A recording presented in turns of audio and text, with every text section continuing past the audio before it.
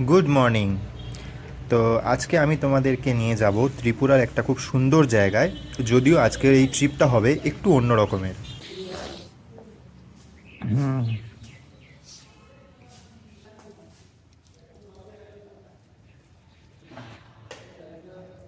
টিফিনের বন্দোবস্ত এই আমাদের সকালের ব্রেকফাস্ট অফিস থেকে নিয়ে এলাম। এখন ব্রেকফাস্ট খেয়েই আমরা গাড়িতে উঠব। এটা দুজনের।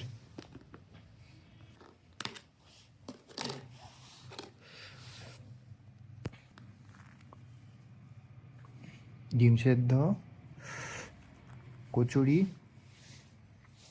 সিম রয়েছে ওটাতেও। এইটা আজকে আমাদের মোটিভেশন ক্যাম্পে যাওয়ার বাস, যে বাসটা আমাদের নিয়ে যাবে আমাদের অফিসের সামনে থেকে সিপাহীজলা। আপাতত ভোলাগিরি আশ্রমের উল্টো দিকে এখানে দাঁড় করানো রয়েছে। বাসে এখনও কেউ ওঠেনি। আমি চলে এসেছি তাড়াতাড়ি জায়গা ধরতে। অফিসের সামনে যাবে বাসটা কিছুক্ষণ পর। তো আমি আমার পছন্দের সিট নিয়ে নিয়েছি। এখন বাসটা খালি। আমি পছন্দের সিট নিলেও সেই পছন্দের সিটটা দখল করে নিয়েছেন ম্যাডাম। কিছু করার নেই, এখন তোমার বিয়ে হয়ে গিয়েছে। বিয়ে হয়েছে মানে জানলার ধারের সিট তুমি ভুলে যাও। ভুলে যাব? হ্যাঁ, বিয়ে হয়েছে মানে তুমি জানালার ধারে সিট ভুলে যাও। এই হচ্ছে বিয়ে হওয়ার মানে মানুষজন। এরপর যদি বিয়ে বিয়ে করতে চায় তাহলে এই ভিডিওটা একটু দেখে নিও। মানে বিয়ে এটা হচ্ছে সতর্কতা, আগাম সতর্কতা। এইটুকু স্যাক্রিফাইস করতে হবে জানালার ধারে। এরকম এইটুকু করে যে কত স্যাক্রিফাইস করতে হচ্ছে আমাকে, সেটা আমি বলে শেষ করতে পারবো না। যাই হোক, আজকে ওয়েদারটা ভালো, রোদ উঠেছে, পরিষ্কার আকাশ। কদিন খুব বাজে ওয়েদার ছিল, এত মেঘলা ছিল, প্রচণ্ড ঠান্ডা, আর রোদ উঠছিল না। আজকে ওয়েদারটা বেশ ভালো। দেখা যাক, আজকে মনে হচ্ছে খুব মজা হবে। সিপাহীজলা জায়গাটা খুব সুন্দর। এটা একটা ওয়াইল্ড লাইফ স্যাংচুয়ারি ত্রিপুরা। এখনও কেউ আসেনি, সবাই টিফিন করছে। আমরা তাড়াতাড়ি টিফিন করে নিয়েছি। আর এর ঠিক উল্টো দিকেই রয়েছে ভোলাগিরি আশ্রম, ওই ছোট টিলার উপরে। চলো এবারে রাস্তায় আমাদের এই গাড়ি জার্নিটা কেমন হয় সেটা দেখাবো। প্রতি বছরের মতো এবছরও আমাদের অফিস থেকে অর্গানাইজ করা হয়েছিল মোটিভেশনাল ক্যাম্পের। যদিও এই অফিসে জয়েন করার পর এটা আমার প্রথম মোটিভেশনাল ক্যাম্প ছিল। প্রত্যেক বছরই অফিস থেকে মোটিভেশনাল ক্যাম্পে ত্রিপুরার খুব সুন্দর সুন্দর জায়গায় ঘুরতে নিয়ে যাওয়া হয়। আর এবছরের মোটিভেশনাল ক্যাম্পে আমাদের গন্তব্য ত্রিপুরার একটা ওয়াইল্ড লাইফ স্যাংচুয়ারি সিপাহীজলাতে। আগরতলা উদয়পুর রোডে, আগরতলা থেকে প্রায় 30 কিলোমিটার দূরে অবস্থিত এই ওয়াইল্ড লাইফ স্যাংচুয়ারিতে আমাদের পৌঁছতে সময় লেগে গেল প্রায় 1 ঘন্টা। আমাদের এখানে কোনো এন্ট্রি ফি কাটতে হয়নি, কারণ আগে থেকেই সব কিছু বুক করে রাখা হয়ে গেছিল। গেট পেরোতেই ওয়াইল্ড লাইফ স্যাংচুয়ারির মধ্যে দিয়ে আমাদের বাস ছুটে চলল এই ওয়াইল্ড লাইফ স্যাংচুয়ারির মধ্যেই অবস্থিত একটা লগ হাটের দিকে। এই লগ হাটটাও আমাদের আগে থেকে বুক করে রাখা। এই ওয়াইল্ড লাইফ স্যাংচুয়ারিতে নানা রকমের জীবজন্তু দেখা যায়। তার মধ্যে ক্লাউডেড লেপার্ড, এমনি লেপার্ড, জলহস্তী, এছাড়া আরও অনেক জীবজন্তু রয়েছে। জঙ্গলের মধ্যে গাড়ি ঢুকতেই চারপাশের ওয়েদার ভীষণভাবে ঠান্ডা হয়ে গেল। আর কিছু কিছু জায়গায় তো রোদের আলো প্রায় পৌঁছয় না বললেই চলে। জঙ্গলের মধ্যে দিয়ে আঁকা বাঁকা উঁচু নিচু রাস্তা দিয়ে আমরা প্রায় 15 মিনিট বাস জার্নির পর পৌঁছে গেলাম সিপাহীজলা লগহাটে। এই লগহাটের কটেজগুলো এবং পুরো এরিয়াটা আজকে দিনের জন্য আমাদের অফিস থেকে বুক করা হয়েছে। তো চলো দেখা যাক এই মোটিভেশনাল ক্যাম্প থেকে আমি সারাদিনে কি মোটিভেশন নিয়ে ফিরতে পারি। এই যে পাশে ছোট ছোট কটেজগুলো দেখা যাচ্ছে, এই কটেজগুলো কাঠের তৈরি। আর এরকম অনেকগুলো কটেজ রয়েছে এই লগহাটের মধ্যে। এইটাই মোটিভেশনাল ক্যাম্পের মেন এরিয়া। এখানেই আজকের আমাদের সমস্ত অনুষ্ঠান এবং মোটিভেশনাল ক্যাম্পে আর যা যা হওয়ার সেগুলো হবে। এই জায়গাটা খুবই শান্ত, চারিদিকে কোনো কোলাহল নেই, প্রকৃতির মধ্যে একদম শান্ত নিরিবিলি একটা জায়গা। তো এখন আমি একটা কটেজের দিকে যাচ্ছি। কটেজের ভিতরে গিয়ে দেখাবো কটেজের রুমগুলো কীরকম হয়। এখানে যারা ঘুরতে এসে একটা রাত এই জঙ্গলের মধ্যে কাটাতে চায়, তারা এই কটেজগুলো আগে থেকেই বুক করে চলে আসতে পারে। এই পুরো এরিয়াটাই একটা টিলার উপরে রয়েছে। তো টিলার উপরেই তৈরি করা হয়েছে এই গ্রাউন্ড আর এই কটেজগুলো। কটেজগুলো মূলত কাঠের তৈরি, আর কটেজগুলো বাইরে থেকে যতটা সুন্দর লাগছিল, ভেতরে গিয়ে দেখলাম যে কটেজগুলোর রুম আরও সুন্দর। এখানে সমস্ত ফেসিলিটি রয়েছে। রুমগুলো যে এত বড় হবে এটা আমি একদমই এক্সপেক্ট করিনি। আর বেশ ঠান্ডা, রুমের ভিতরে গিয়ে দেখলাম খুবই ঠান্ডা। আর এবারে দেখাবো টয়লেটটা। এখানে গরমকালেও ঘুরতে আসা যাবে, কারণ এই রুমটা এবং চারপাশের প্রকৃতি ভীষণ ঠান্ডা। টয়লেটের মধ্যে দেখলাম গিজারও রয়েছে। এছাড়া বেশ ভালোই লাগলো টয়লেটটা। ফার্নিচারগুলো দেখে তো বেশি ভালো লাগছে। তো এখন কমিশনার স্যারের একটা ছোট স্পিচের মাধ্যমে মোটিভেশনাল ক্যাম্প শুরু হচ্ছে। सिलसिले को हम लोग पिकनिक के तौर पर भी जारी रखते हैं।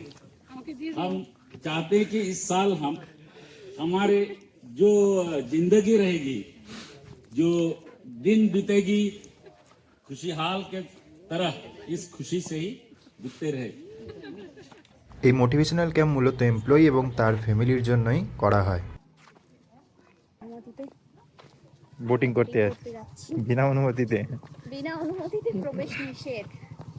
আচ্ছা এখানকার আগে যাও, এটা আবার মাইদাটি নিয়ে কেডা বলো তো, কেডা এসছে? এই সিপাহীজলা ওয়াইল্ড লাইফ স্যাংচুয়ারির মধ্যেই রয়েছে একটা লেক। সেই লেকে এবার আমরা বোটিং করতে যাচ্ছি। তো বাস আমাদেরকে সেই লেকের এন্ট্রান্সে নিয়ে এলো। ওই কি করছে দা? ওই ওই কি করছো? করছে চলো।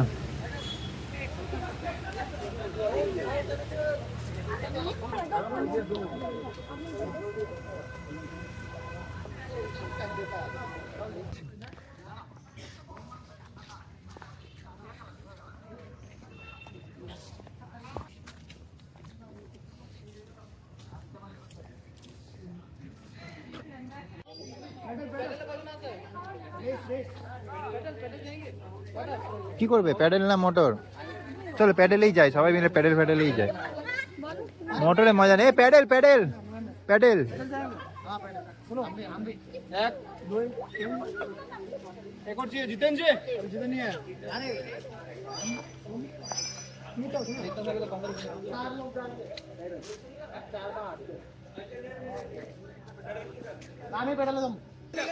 এখানে প্যাডেল বোট এবং স্পিড বোট দু ধরনের বোটিংয়েরই ব্যবস্থা রয়েছে, কিন্তু আমরা প্যাডেল বোট করব বলে ঠিক করলাম।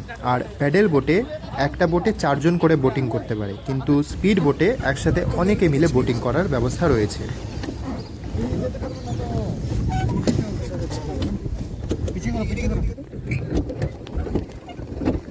এদিকে করলে এদিকে যাবো, এদিকে করলে এদিকে যাবো। ঠিক আছে চলো।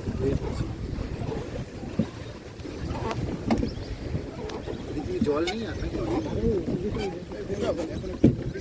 পিছিয়ে করো, পিছিয়ে করো, পিছিয়ে করবো।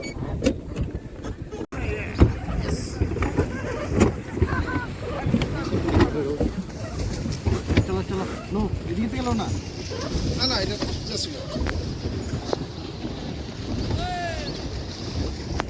বোটিং শেষ হতেই আমাদের খাওয়া দাওয়ার পর্ব এবার শুরু হলো। আজকের মেনুতে ছিল একদম বাঙালি রান্না, মাছ, চিকেন, মাটন সব কিছুরই আয়োজন ছিল। খাওয়া দাওয়ার পর আমার এক কলিগ আমাকে বলল যে এখানে আশেপাশে অনেক সুন্দর সুন্দর কিছু জায়গা রয়েছে, তো সেখানে যাওয়ার জন্য।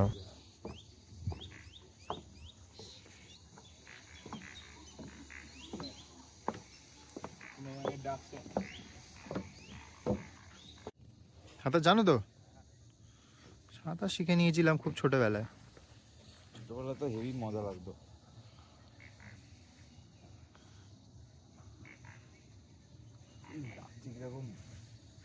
তখন তো আলো যাচ্ছিল, এখন তো কমে গেছে। এই জায়গাটা দেখ,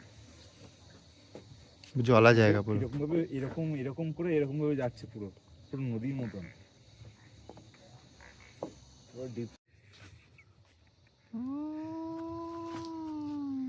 ব্যাকগ্রাউন্ড মিউজিক পরে দিয়ে দিস। জঙ্গলের মধ্যে এরকম একটা বাড়ি দেখে ভুতুড়ে বাড়ি বলে মনে হলো। আর চারপাশের পরিবেশটাও ছিল বেশ গা ছমছমে।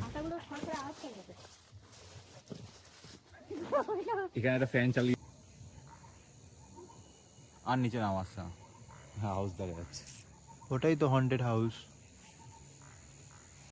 সন্ধেবেলা এখানে নাচের আসর বেশ ভালোই জমে উঠেছিল, কিন্তু দুর্ভাগ্যবশত ইউটিউবের কপিরাইটের ভয়ে আমাকে এখানে গানগুলোকে মিউট করতে হলো।